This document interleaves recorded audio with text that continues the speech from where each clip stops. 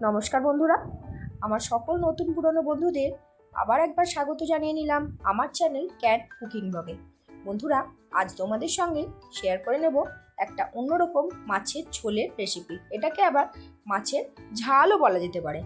মাছের ঝোল মানেই প্রথমেই আমি এখানে নিয়ে নিয়েছি 6টা রুই মাছের পিস, যেটাকে আমি লবণ, হলুদ আর সামান্য কাশ্মীরি লঙ্কার গুঁড়ো দিয়ে মাখিয়ে 10 মিনিটের জন্য রেখে দেবো।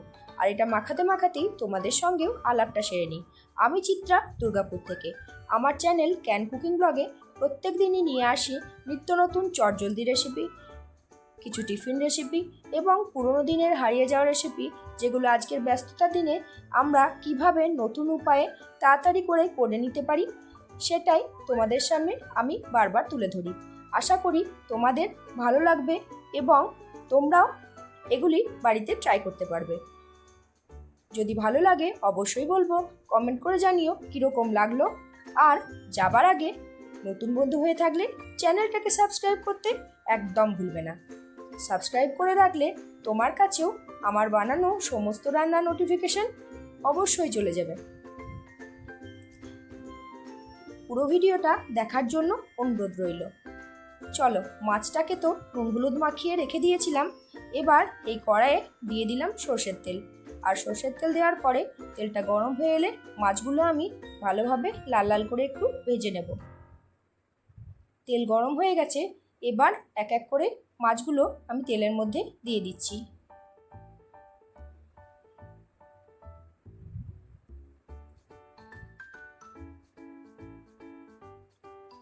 রুই মাছের একঘেয়ে ঝোল খেতে খেতে আর ভালো লাগছিল না, তাই একটা অন্য ধরনের ঝোল আমি ট্রাই করলাম।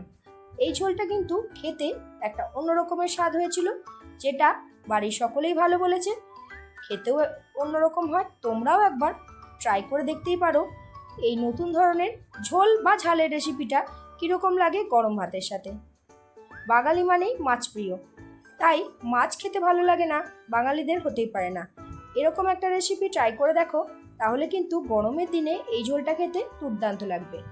একইভাবে বাকি কয়েকটা মাছও আমি দিয়ে দিচ্ছি, আর সেগুলোকে একইভাবে ভেজে আমি তুলে দেব। চলো, এবার এই কড়াইয়ে যে তেলটা ছিল তার মধ্যে দিয়ে দিলাম 5 ফোড়ন। যেহেতু কাশ্মীরি লঙ্কার গুঁড়ো ছিল, তাই তেলটাতে একটু কালো কালো হয়ে গেছে। এবার একটু থেঁতো করে রাখা রসুন, মোটামুটি 7 থেকে 8 কোয়া, এর মধ্যে দিয়ে দিচ্ছি। এবার আমি 3 পিস টমেটো এখানে কেটে রেখেছিলাম, সেই টমেটোটা এর মধ্যে দিয়ে এর মধ্যে পরিমাণ মতো লবণ আর হলুদ দিয়ে দেব। ঝোল করতে যতটা পরিমাণে লবণ আর হলুদ লাগবে সেটাকে এখানে অ্যাড করে দিয়ে একটু ঢাকা দিয়ে এটাকে হতে দেব।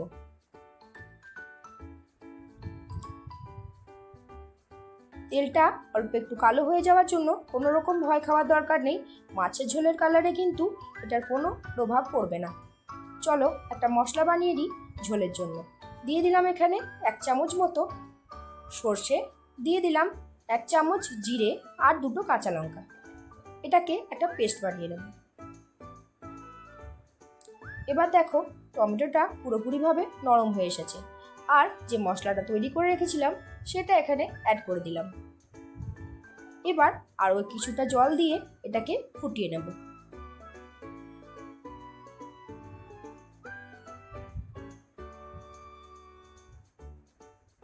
আর মশলাটা ভালোভাবে ফুটে এলে এর মধ্যে ভেজে রাখা মাছগুলো দিয়ে দেব।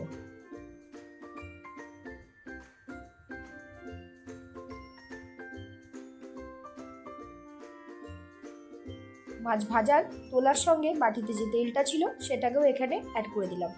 এবার এটাকে বেশ কিছুক্ষণ ফুটিয়ে নিলেই ঝোলটাও একটু মরে আসবে আর মাছটাও বেশ ভালোভাবে রসা রসা হয়ে আসবে।